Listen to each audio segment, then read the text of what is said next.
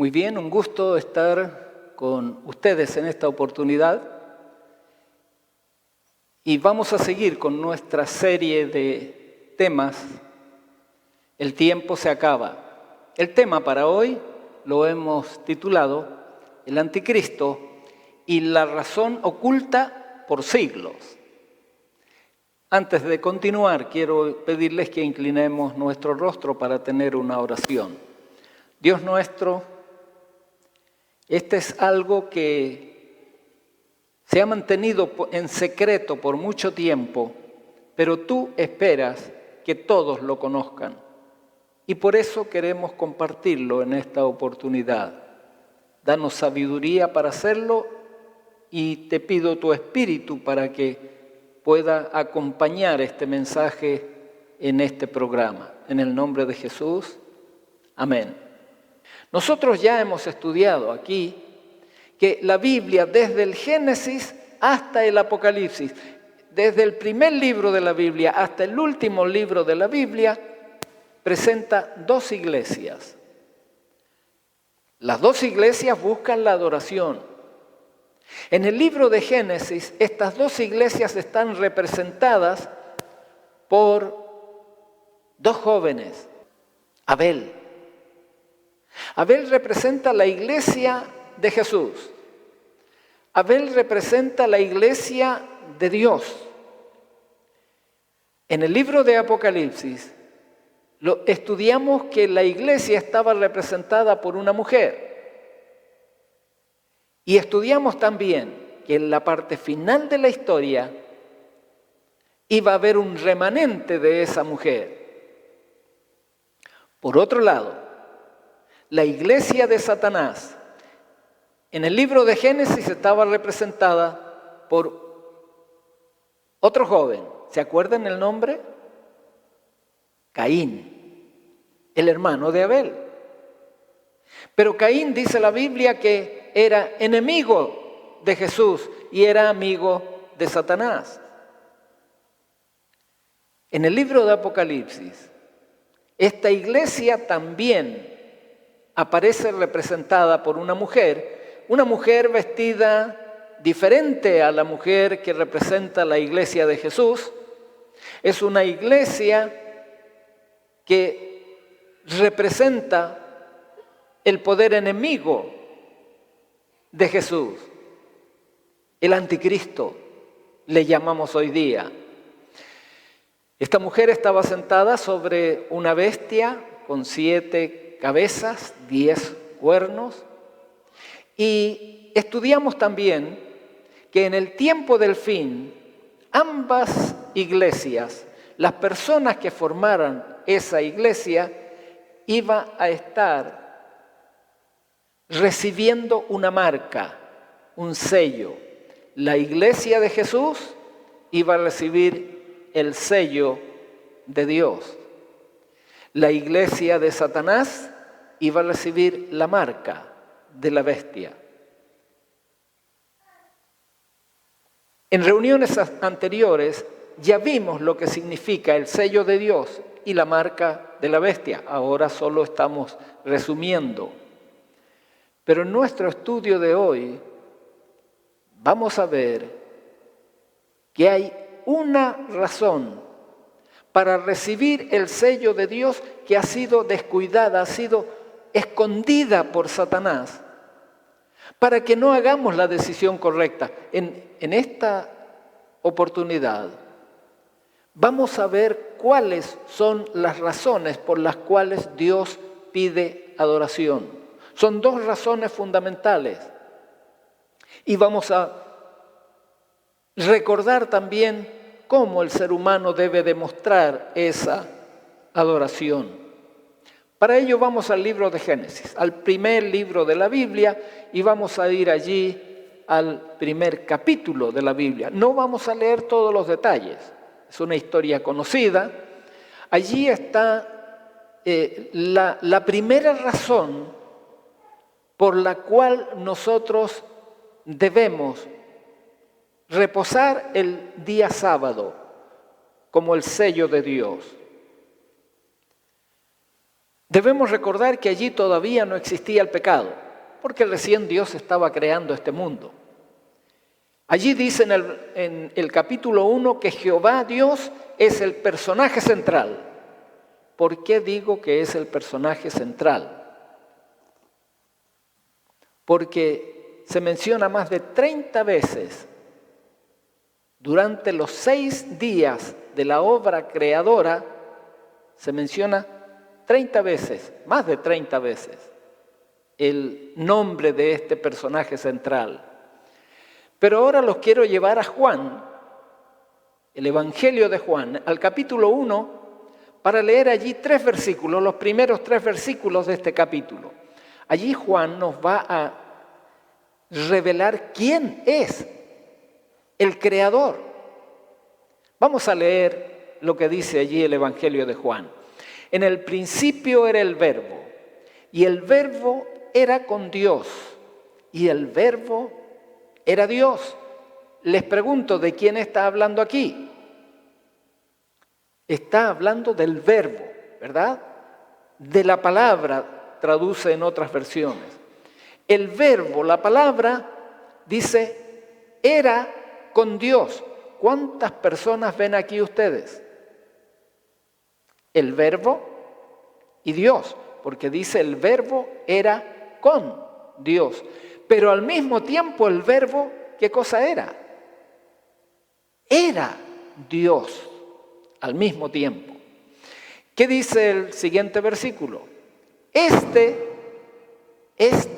era en el principio con Dios. Vamos al versículo 3. Todas las cosas por Él, por el Verbo, fueron hechas. Y sin Él, nada de lo que ha sido hecho fue hecho. Les pregunto, ¿quién fue el Creador? El Verbo. Según lo dice Juan, el Creador es el Verbo. Y ustedes se estarán preguntando, ¿quién es el Verbo? El versículo 14 nos ayuda a tener la respuesta. El versículo 14 dice, y aquel Verbo fue hecho carne y habitó entre nosotros y vimos su gloria, gloria como la del unigénito del Padre, lleno de gracia y de verdad. Les pregunto, ¿quién es el Verbo? ¿Qué nombre se le dio al Verbo cuando estuvo en esta tierra? No se olviden de anotarlo. Jesús. Jesús es el Verbo, solo que antes de venir a esta tierra, Él era Dios. Él fue el Creador. Él es Jehová Dios. Jesús, el Creador.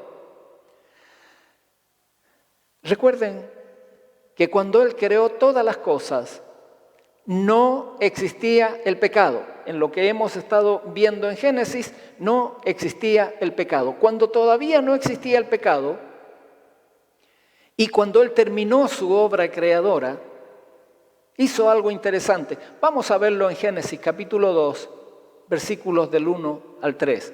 Ya había creado a Adán y Eva, porque Adán y Eva lo creó el día sexto. Y entonces, ¿qué hizo el siguiente día? Vamos a leer allí desde el versículo 1 en adelante.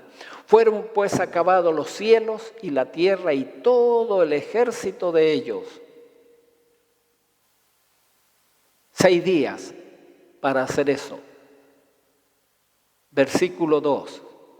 Y acabó Dios el día séptimo la obra que hizo y reposó el día séptimo de todo lo que había hecho. Y bendijo Dios el día séptimo y lo santificó, porque en él reposó de toda obra que había hecho en la creación. Les pregunto, en el día séptimo dice que él santificó y bendijo ese día.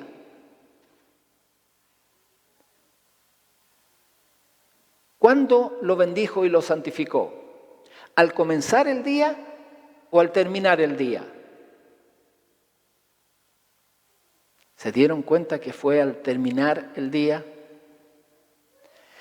Vamos a mirarlo de otra manera. ¿Para qué descansó Dios? Les pregunto, ¿se cansa Dios? Algunos dicen que no y otros me miran sin tener la respuesta en los ojos. Vamos a ver lo que dice la Biblia. Isaías 40:28 nos dice que Dios no se cansa. Allí nos dice que no se fatiga con cansancio. Por lo tanto, tenemos que llegar a la conclusión de que Dios, el día séptimo, descansó, pero no porque estaba cansado. Tiene que haber tenido otra razón. Noten ustedes cómo lo dijo cuando lo dijo en el monte de Sinaí. ¿Recuerdan que hemos hablado del monte de Sinaí? Allí Dios le dijo al pueblo sus mandamientos. Y cuando Él habló del día sábado en el monte de Sinaí, Él lo dijo de una manera muy interesante. Porque en 6 días hizo Jehová los cielos, la tierra, el mar, todas las cosas que en ellos hay. Y, ¿qué más dice? Reposó el séptimo día. Por tanto, Jehová bendijo el día de reposo y lo santificó. Lo hizo especial. Ustedes ya saben lo que significa santificar algo, ¿verdad? Separarlo para uso sagrado. Noten, aquí todavía no existía el pecado. No existía el pueblo judío. Porque algunos dicen que el sábado es para el pueblo judío. No, aquí no existía el pueblo judío, no existía el pecado. Y Dios está separando para que el hombre use el séptimo día en las cosas sagradas, en las cosas de Dios. Dios dijo, o Jesús dijo, que lo había hecho por causa del hombre. ¿Recuerdan que también ya estudiamos? Y pueden imaginar a Adán y Eva recién creados y entonces ahora Dios reposa el día sábado con ellos. ¿Ellos estaban cansados? No, recién los había creado. Es como cuando nos levantamos en la mañana, ¿estamos cansados? Si hemos dormido bien, vamos a estar descansados, ¿verdad? Adán y Eva y Dios no descansaron porque estaban cansados. Había otro propósito. Y esto es importante que lo sepamos. ¿Cuál era el propósito por el cual Dios descansó? Adán y Eva ahora tenían una semana por delante. Vino el primer día, el segundo día, en que ellos podían hacer todo lo que necesitasen hacer. Pero lo único que Dios les dijo fue, acuérdense del día de descanso. Acuérdense del día de reposo para santificarlo. Ese día es sagrado. Ahora tenemos la primera razón por la cual Dios quería que se reposara el día sábado. ¿Cuál es la primera razón? ¿Cuál es la primera razón? Porque Dios reposó. Y si Él reposó y nosotros queremos obedecer a Dios, ¿qué tenemos que hacer? Tenemos que hacer como Él, reposar también, descansar como Él lo hizo. Pero ustedes saben que en la Biblia nos relata que vino una tragedia después. Adán y Eva desobedecieron a Dios. Adán y Eva no hicieron la voluntad de Dios. Y la Biblia nos dice que Eva tomó del fruto y comió, lo dio a su marido que comió como ella, por lo tanto, ambos tenían que morir por causa de su desobediencia. Sin embargo, Dios les dio un mensaje de esperanza. Y no sé si ustedes lo recuerdan, pero para que lo recuerden yo lo voy a poner ahí para ustedes. Está en Génesis capítulo 3, versículo 15. Allí dice, enemistad pondré entre ti y la mujer. Aquí está hablando primero a la serpiente que le dice que se iba a arrastrar. Y después al que originó el problema, al ángel desobediente. Y a él le dice, voy a poner enemistad entre ti y la mujer. Entre tu descendencia, le dice a Satanás, y entre el descendiente de la mujer. Tú, le dice a Satanás, le vas a herir en el talón, pero él te va a aplastar la cabeza. ¿Saben ustedes, mis queridos amigos y hermanos, que este era un mensaje de esperanza para los que decidieran obedecer a Dios? Era un mensaje de esperanza para los que decidieran rechazar los engaños de Satanás. De allí en adelante, la Biblia, durante todo el relato de la Biblia, no es otra cosa que el relato de esta lucha entre Satanás y el descendiente de la mujer que había sido anunciado. Todavía no era una realidad, había sido anunciado. Y allí es donde está la primera lucha entre Caín y Abel. Uno que hizo caso a las indicaciones de Jesús, Abel. Otro que no hizo caso a las indicaciones de Jesús, sino le hizo caso a las indicaciones de Satanás. Y noten, ambos querían adorar a Dios, pero uno lo hizo a la manera de Jesús y otro lo hizo a la manera de Satanás. Y ustedes recuerdan que aquí hemos comentado que Satanás desarrolló una forma de culto, una forma de adoración, no a Dios,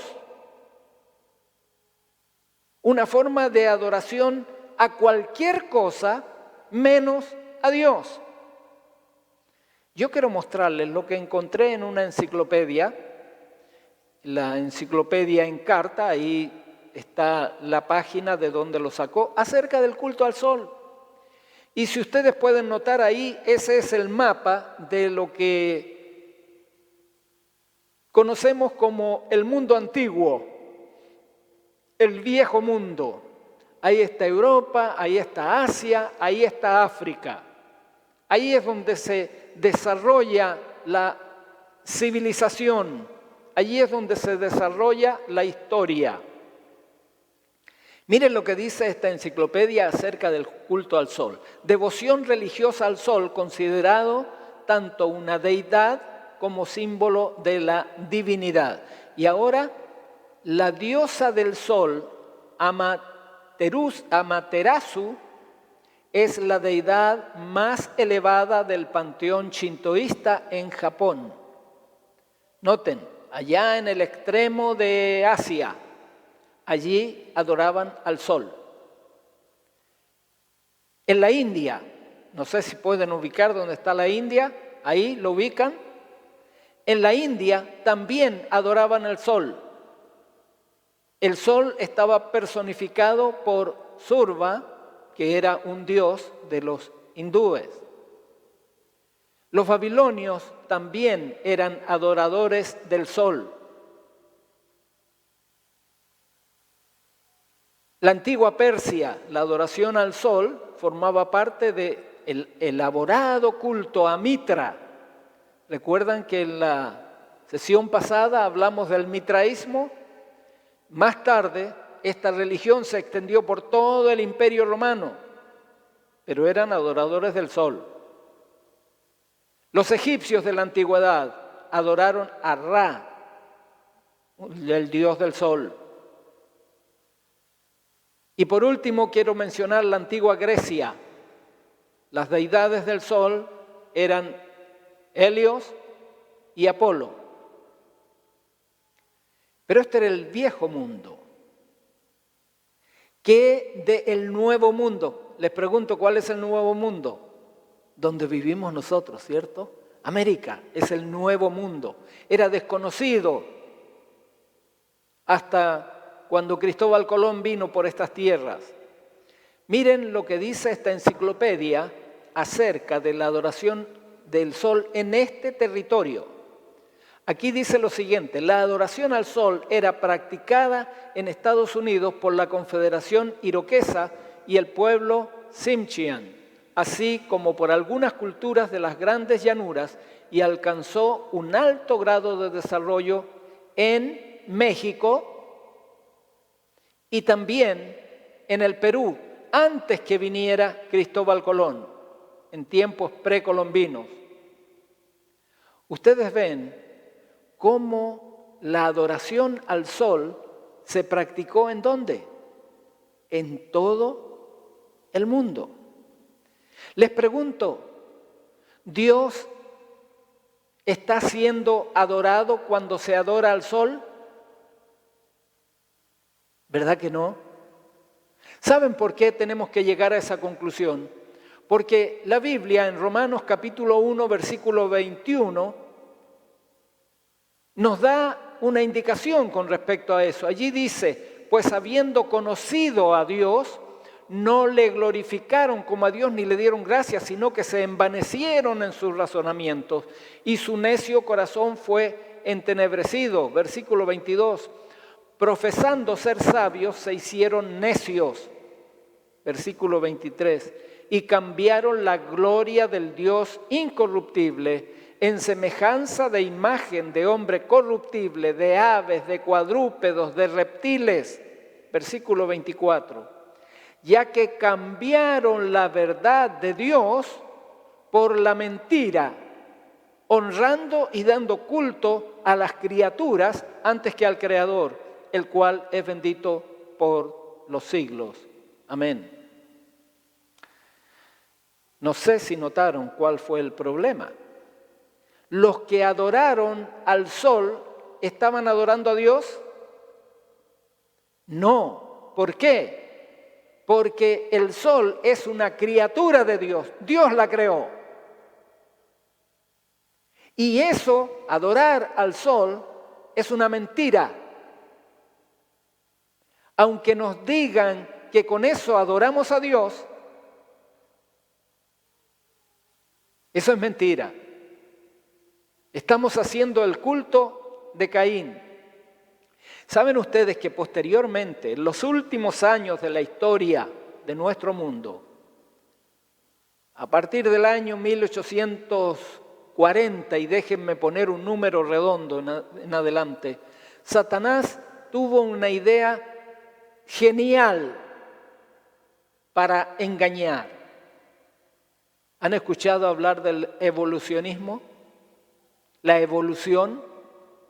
Los que son estudiantes, si no lo han escuchado, lo van a escuchar mañana. Porque eso es lo que se enseña hoy día, que el mundo, el ser humano, fue creado por la evolución, se desarrolló por la suerte, por el azar. De esa manera, la verdad de la creación y del Creador pasó a ser una historia, una fábula. Y entonces, el sábado, el día para recordar al Creador, no tiene ninguna importancia. ¿Se dan cuenta? Miren cómo Satanás ha trabajado para que la gente se olvide del Creador. Y él trató de eliminar el día sábado en la adoración a Dios. Y finalmente llegó a decir que Dios no existe. Por eso nuestro estudio, la razón ocultada por siglos. La primera razón, la razón que surge antes que el pecado existiese, es el sábado debe ser guardado como un memorial, como un recordativo de que Dios es, ¿qué cosa? El creador. Si los seres humanos cada semana se hubiesen acordado de que Dios es el creador, ¿creen ustedes que existiría la teoría de la evolución? Claro que no. Pero hay una segunda razón. La segunda razón fue agregada a causa del pecado. En el tiempo de Jesús, recuerden que Jesús fue el creador. ¿Recuerden que lo vimos al comienzo? Jesús sabía que Él había creado todas las cosas y Él quería que los seres humanos prestaran atención a lo que estaba escrito en el Antiguo Testamento. Hoy día hay muchos cristianos que piensan que el Antiguo Testamento no es para nosotros los cristianos modernos. Sin embargo, Jesús tiene otra idea y quiero recordarla. Esa idea aparece registrada en Juan, capítulo 5, 45 y 47. Jesús le habla a los judíos de su época, pero también le habla a los cristianos de esta época sobre la importancia del Antiguo Testamento. Noten lo que dice allí en esos versículos. No penséis que yo voy a acusaros delante del Padre. Hay quien os acusa. Y presten atención, ¿quién es el que acusa? Moisés. ¿En quién tenéis vuestra esperanza? Versículo 46. Porque si creyeseis a Moisés, me creeríais a mí, dice Jesús, porque de mí escribió él. Pero si no creéis a sus escritos, ¿cómo creeréis a mis palabras? Cuando algunos cristianos hoy día dicen que el Antiguo Testamento era para los judíos, creo que debieran pensar en lo que Jesús dijo. Jesús dijo que si no creemos los escritos del Antiguo Testamento, ¿cómo podemos creerle a Él? Por eso, quiero invitarles a recordar una historia que para algunos puede ser conocida y para otros no. Voy a ver cuántos conocen esa historia aquí. Esa historia comienza en el Antiguo Testamento. Y allí vamos a encontrar la otra razón para guardar el sábado. Deuteronomio capítulo 5, versículo 12 al 15. Y quiero ir enseguida a la razón por si alguien ya no quiere seguir mirando más el programa. Aquí está la segunda razón. La razón que surge después del pecado. Allí dice el versículo 12. Guardarás el día de reposo para santificarlo, como Jehová tu Dios te ha mandado. 6 días trabajarás y harás toda tu obra. Mas el 7º día es reposo a Jehová tu Dios. Ninguna obra harás tú, ni tu hijo, ni tu hija, ni tu siervo, ni tu sierva, ni tu buey, ni tu asno, ni ningún animal tuyo, ni el extranjero que está dentro de tus puertas, para que descanse tu siervo y tu sierva como tú. Y ahora noten el versículo 15. Acuérdate que fuiste siervo en tierra de Egipto y que Jehová tu Dios te sacó de allá con mano fuerte y brazo extendido, por lo cual Jehová tu Dios te ha mandado que guardes el día de reposo. Les pregunto, ¿cuál es la segunda razón que debemos tener para guardar el día sábado como día de reposo? Ustedes me dirán, claro, esa es una razón para el pueblo de Israel. Pero el pueblo de Israel era el pueblo de Dios, ¿o no? Claro, era el pueblo de Dios. Y después de Jesús, el pueblo de Dios sigue siendo Israel, solo que ahora es Israel compuesto por judíos y por gentiles. Pero es el Israel espiritual, le llamamos. La razón para reposar el día sábado, después del pecado, es que Jesús nos quiere librar del pecado. Nos quiere sacar de la esclavitud del pecado. Jesús nos quiere sacar con brazo poderoso del Egipto moderno. Y vamos a la historia que estaba queriendo hacerles recordar. La historia está en el libro de Éxodo, en el capítulo 16. Y noten, el capítulo 16 está antes del momento cuando Dios le da al pueblo de Dios sus leyes en el monte de Sinaí. Si recuerdan este dato, ¿verdad? En el capítulo 16 está la historia del maná. Esta historia del maná tiene algunas cosas que debemos aprender. Vamos a leer el versículo 4 para ver la relación que tiene el maná con el día de reposo. Jehová dijo a Moisés: he aquí yo os haré llover, ¿qué cosa? Pan del cielo. ¿Alguna vez ustedes vieron caer pan del cielo? ¿Verdad que no? Miren, aquí Dios está diciendo que va a hacer caer pan del cielo. Acuérdense de esta expresión, pan del cielo. Ya van a ver ustedes, porque más adelante vamos a ver que Jesús también va a usar esta expresión, pan del cielo.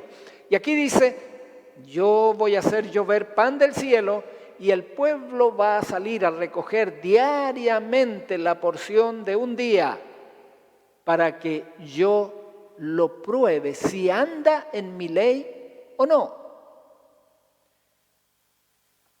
¿Se dieron cuenta por qué iba a caer el maná durante 6 días? Para que Dios se diera cuenta si su pueblo obedecía o no sus mandamientos. ¿Qué sigue diciendo el versículo 5? Vamos a leer el versículo 5. Mas el 6º día prepararán para guardar el doble de lo que suelen recoger cada día. ¿Sí entendieron lo que estaba pasando? Durante los 6 días tenían que recoger la cantidad que iban a comer, no más. Pero el 6º día tenían que recoger ¿cuánto? El doble. ¿Por qué recoger el doble? La razón era muy sencilla, porque el día sábado no iba a caer el maná. Vamos al versículo 27, para que veamos cuál fue la respuesta del pueblo, qué hizo el pueblo. Y aconteció que algunos del pueblo salieron el día 7º día para recoger y no lo hallaron. Les pregunto, ¿qué estaban haciendo estos que salieron a recoger el día 7º el maná? Estaban desobedeciendo a Dios, ¿cierto? ¿Qué había dicho Dios? Que recogieran todos los días, 6 días recogieran lo que iban a comer, pero el 6º tenían que recoger doble porque al otro día no iba a caer. Pero ellos, desobedientes, salieron a recoger. ¿Ustedes creen que había maná? Versículo 28. Y Jehová dijo a Moisés: ¿hasta cuándo no queréis guardar mis mandamientos y mis leyes? Dios estaba molesto, ¿verdad? Porque estaban desobedeciendo esta ley del día de reposo. Versículo 29. Mirad que Jehová os dio el día de reposo, y por eso en el 6º día os da pan para 2 días. Estése pues cada uno en su lugar, y nadie salga de él en el 7º día. Esto era para probarlos. Versículo 30 dice, así el pueblo reposó el séptimo día. Les pregunto, ¿quién marcaba el ciclo de la semana? ¿Quién lo marcaba? ¿Moisés?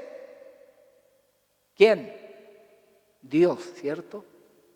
Él mandaba el pan durante 6 días. Y el séptimo no lo mandaba. ¿Había cómo perderse? Y saben que esto lo hizo durante 40 años. Durante 40 años. Les pregunto, ¿para qué les dio el maná? ¿Qué piensan ustedes?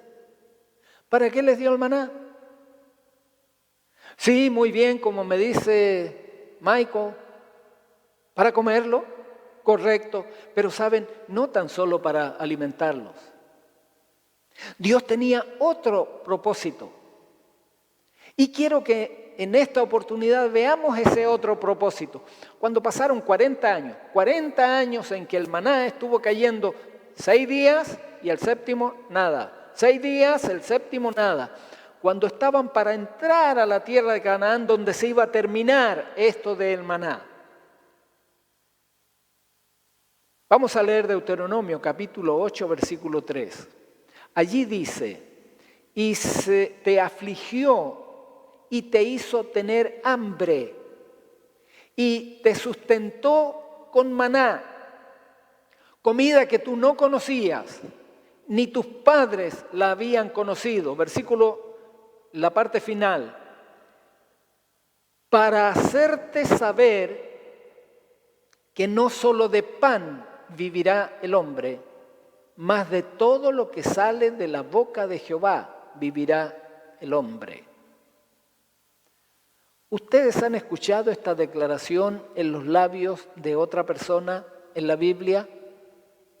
Cuando Jesús estaba en tentación y el diablo le dijo que convirtiera las piedras en pan, ¿qué le dijo Jesús? Esta misma declaración.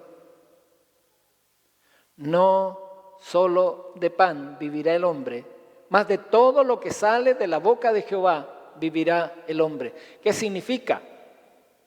Que el maná representaba la palabra de Dios.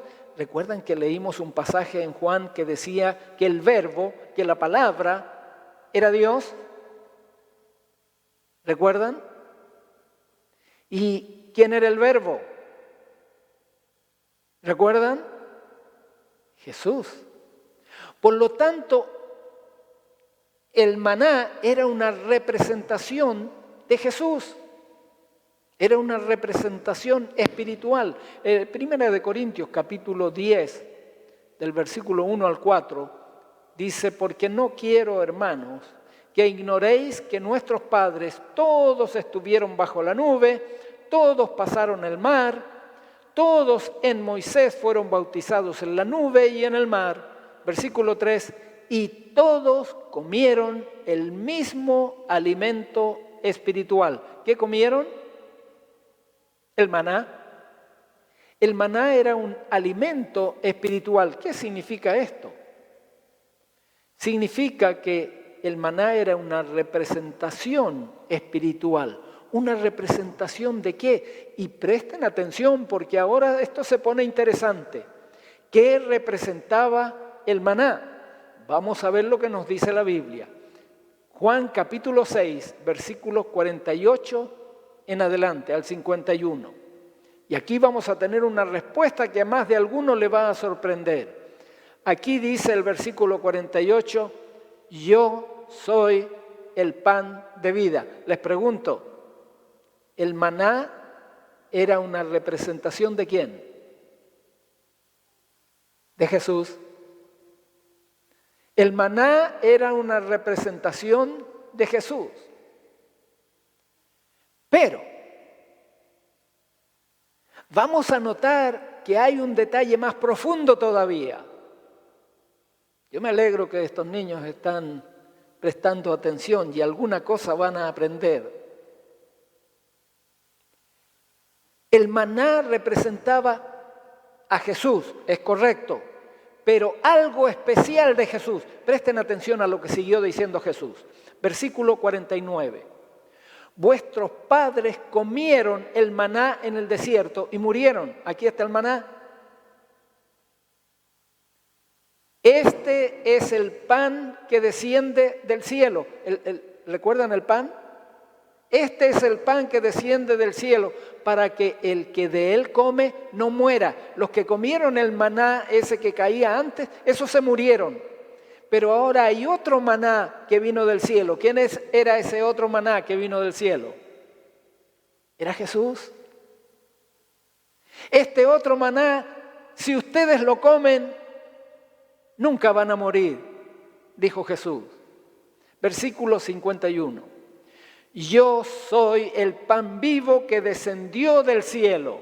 Si alguno comiere de este pan, vivirá para siempre. Y el pan que yo daré es ¿qué cosa? Es mi carne, la cual yo daré por la vida del mundo. Ahora les pregunto, ¿qué representaba el maná? Si me dicen Jesús, está bien,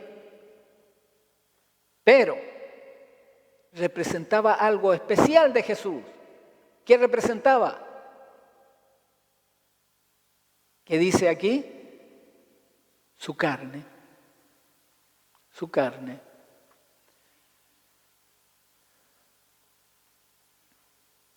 Espero que no lo olviden,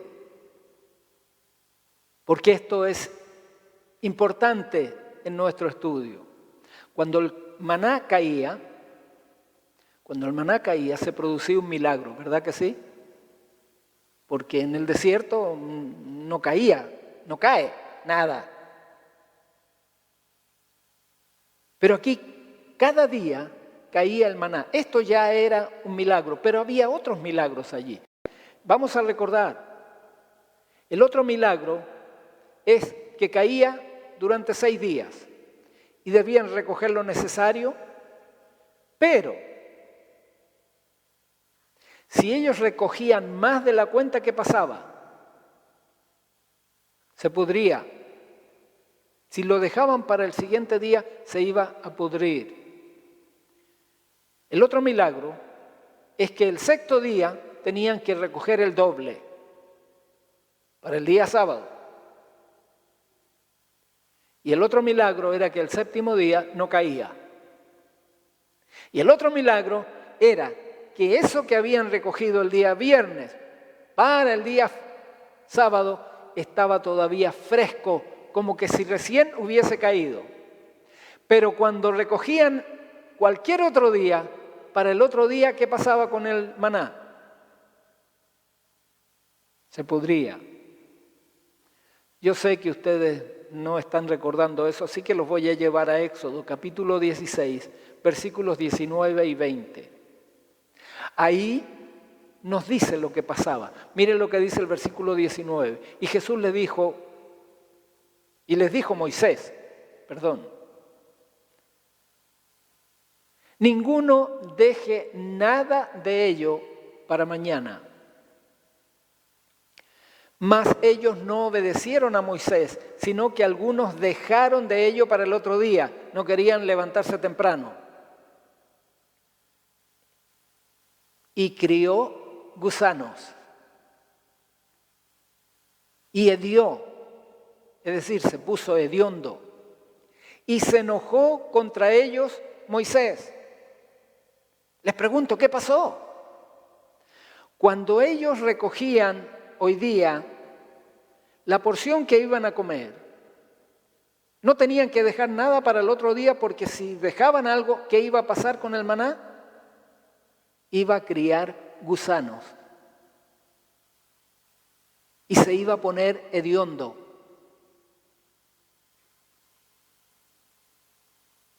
Ahora aquí hay algo que debemos recordar.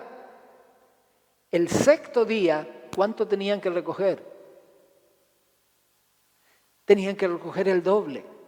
Y el 7º día, el día sábado, ese maná ¿Criaba gusano? No, no criaba gusano. No se ponía hediondo. Pero si lo hacían otro día, iban a estar en problemas. Pasaron dos cosas entonces. Crió gusanos y se puso mal olor, se puso hediondo. Veamos el versículo 23. En el versículo 23 dice, y él les dijo, esto es lo que ha dicho Jehová, mañana es el santo día de reposo, el reposo consagrado a Jehová. Lo que habéis de cocer, cocedlo hoy. Lo que habéis de cocinar, cocinadlo hoy. Y todo lo que os sobrare, guardadlo para mañana. El día sexto tenían que hacer todos los preparativos para el día sábado. Yo espero que ustedes también se acuerden. Y dejen todo cocinado y dejen todo preparado para el día sábado.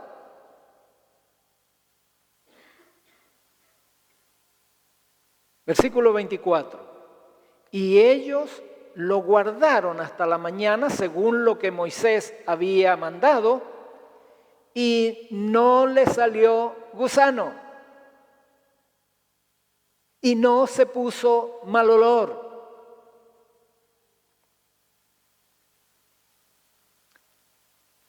¿Recuerdan lo que representaba el maná? Oh sí, si me dicen Jesús, está bien, pero había algo específico todavía. Su carne, ¿verdad? Representaba su carne, no se olviden. El maná representa la carne de Jesús. Vamos a mirar lo que Jesús quería enseñar con este milagro. ¿Qué quería enseñar Dios con este milagro? Quería enseñar algo muy importante. No se olviden. El maná representa la carne de Jesús. Juan capítulo 19, versículo 30. En este versículo habla de la muerte de Jesús. Cuando Jesús hubo tomado el vinagre, estaba en la cruz, dijo, consumado es. Y habiendo inclinado la cabeza, entregó su espíritu. Jesús murió. En Juan, capítulo 6, versículo 51, vimos que Jesús dijo algo importante. Yo soy el pan vivo que descendió del cielo. Si alguno comiere de este pan, vivirá para siempre. Y el pan que yo daré es mi carne, la cual yo daré por la vida del mundo. El pan representa, ¿qué cosa? La carne de Jesús. Ahora, el pasaje de Éxodo sobre el maná, que es un símbolo de Jesús,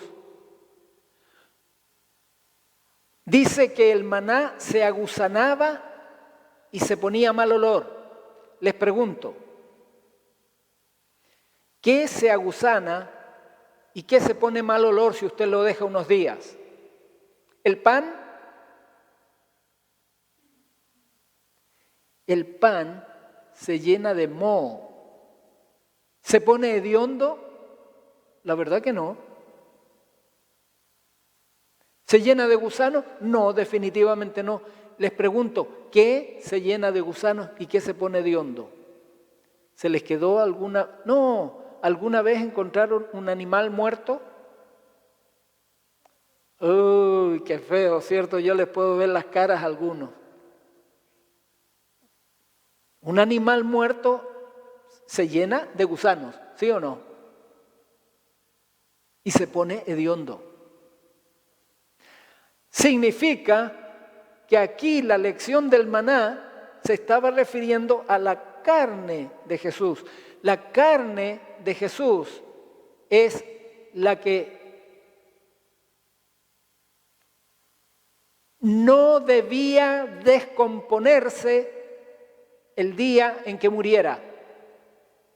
Presten atención. El maná se descomponía cuando lo guardaban del día sexto para el día séptimo. ¿Se descomponía el maná? Dios dijo, no, no se va a descomponer. Va a estar tan fresco como cuando lo recogieron el día sexto. Si lo hacen otro día, se va a descomponer. Se va a llenar de gusanos. Pero el día séptimo no va a caer maná y no le va a entrar gusano y no se va a poner hediondo. Porque representa el maná la carne de Jesús. Y cuando Jesús murió, el salmista ya había hablado lo que iba a pasar con su carne. Vamos a leer lo que dice el Salmo 16, versículo 8 al 10. Allí dice, a Jehová he puesto siempre delante de mí, porque está a mi diestra, no seré conmovido. Versículo 9. Se alegró por tanto mi corazón y se gozó mi alma. Mi carne también reposará confiadamente. Aquí está hablando de la carne. Porque no dejarás mi alma en el sepulcro o en el Seol, con algunas versiones. Ni permitirás que tu santo vea ¿qué cosa? Corrupción. Corrupción significa que no iba a criar gusanos. Que no se iba a poner mal olor.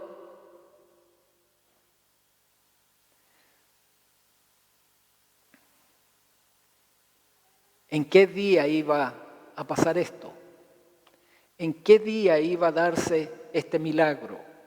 Vamos a mirar Lucas capítulo 23, versículo 54. Y esto para que recordemos en qué día murió Jesús, según la Biblia. Jesús acababa de morir. José de Arimatea pidió el cuerpo para darle sepultura. Y el relato de Lucas dice, era el día de la preparación. Estaba para empezar el día de reposo. Cuando sacaron a Jesús de la cruz y lo llevaron al sepulcro. ¿Qué día murió Jesús? ¿Qué nombre le damos nosotros a ese día? El día viernes. Jesús murió en lo que nosotros llamamos el día viernes. ¿Cómo le llamaban ellos? El día de la preparación. ¿Preparación para qué?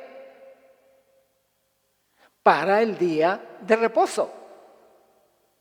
Oh, qué lindo sería que todos los cristianos recordaran que hay que prepararse para el día de reposo. No hay que llegar al día de reposo sin hacer ninguna preparación. El sexto día había que hacer esta preparación. ¿Qué día reposó Jesús en el sepulcro? ¿Qué día reposaron las mujeres también cuando Jesús murió? Vamos a ver el versículo 55, capítulo 23 de Lucas, versículo 55. Y las mujeres que habían venido con él desde Galilea siguieron también y vieron el sepulcro y cómo fue puesto su cuerpo. Esto fue el día viernes, ¿verdad? Y vueltas prepararon especias aromáticas y ungüentos y descansaron el día sábado, el día de reposo, conforme al mandamiento. Les pregunto, ¿conforme a qué mandamiento descansaron? Conforme al mandamiento que aparece en el libro de Éxodo.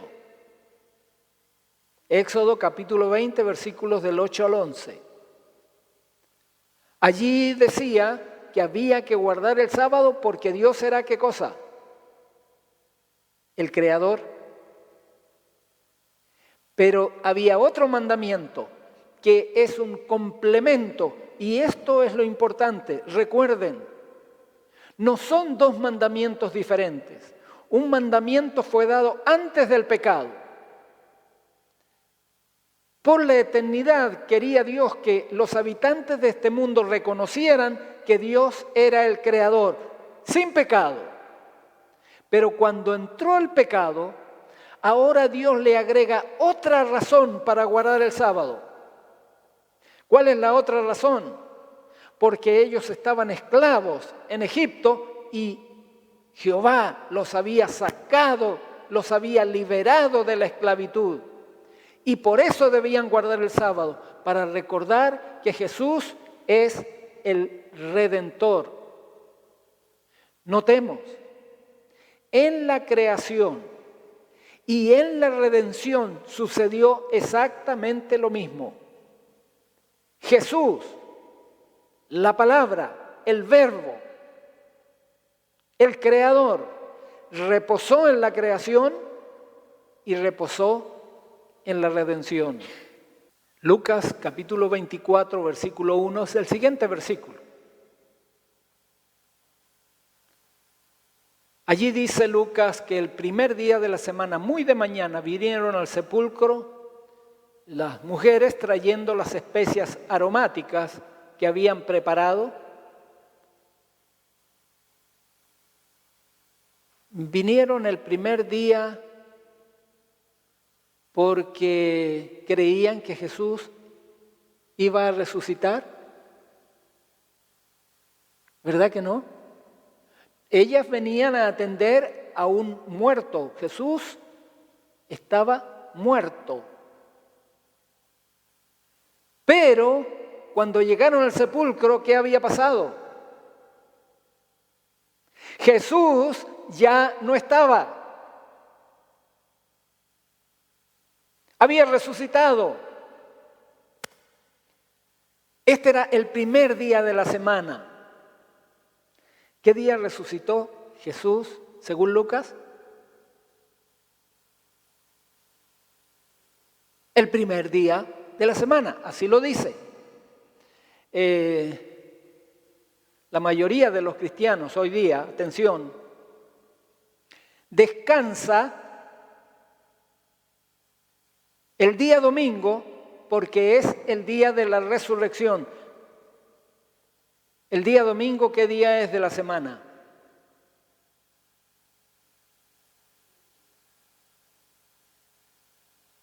Yo sé, para algunos que tal vez están mirando, dicen, no, el primer día de la semana es el lunes. Eso es lo que me dicen cuando yo pregunto. La Biblia dice que Jesús resucitó el primer día de la semana. ¿No creen ustedes que el lunes es el primer día de la semana? Entonces deberíamos estar celebrando la resurrección el día lunes. No el día domingo. ¿Se dan cuenta que algo está mal? Algo no está bien en lo que nos están enseñando. Los calendarios, los diccionarios están errando, están apoyando una mentira y ustedes saben por qué lo digo. Lo vimos en el estudio anterior. El primer día de la semana, según la palabra de Dios, es el domingo. Entonces, ¿cuál es el séptimo día? Solamente tenemos que seguir el ritmo semanal. Si el séptimo día es el día sábado, el primer día es el día domingo, tenemos que seguir el ritmo semanal. Eso es exactamente lo que nos dijo el Papa Francisco I. ¿Recuerdan que hablamos de su encíclica? Allí en su encíclica, en el capítulo 2, en el subtítulo del Evangelio de la Creación, él escribió lo siguiente: la tradición bíblica establece claramente que esta rehabilitación de la tierra implica el redescubrimiento y el respeto de los ritmos inscritos en la naturaleza por la mano del Creador. Y yo estoy 100% de acuerdo con el Papa Francisco. Debemos prestar atención al ritmo establecido por Dios desde la creación. al ritmo semanal establecido por Él. Lo único que la encíclica sigue hablando de algo más. Esto se muestra, por ejemplo, en la ley del Shabbat, el séptimo día. Dios descansó de todas sus obras.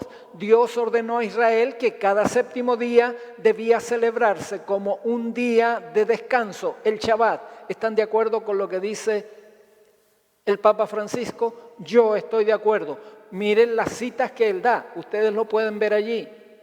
Él usa Génesis capítulo 2, versículo 2 al 3, que es lo que nosotros hemos leído. Él usa Éxodo capítulo 16, 23, lo que habla del maná. Y él usa también Éxodo capítulo 20, versículo 10, donde habla acerca del sábado.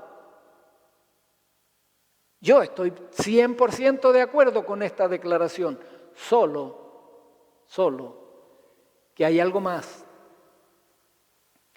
En el capítulo 6 de esa encíclica, hablando de la necesidad de una educación y espiritualidad ecológica, él dice lo siguiente: una ecología integral implica dedicar algo de tiempo para recuperar la serena armonía con la creación, para reflexionar acerca de nuestro estilo de vida y de nuestros ideales, para contemplar al Creador que vive entre nosotros y en lo que nos rodea, cuya presencia no debe ser fabricada, sino descubierta, develada. ¿Les parece que es un buen consejo? A mí me parece que sí. Porque está en armonía con la palabra de Dios. Debemos reflexionar acerca de nuestro estilo de vida, de nuestros ideales, en un día de reposo. Debemos contemplar al Creador. Pero debemos hacerlo en el día que Dios estableció. ¿Estamos de acuerdo o no? Porque si no vamos a estar haciendo como lo hizo Caín.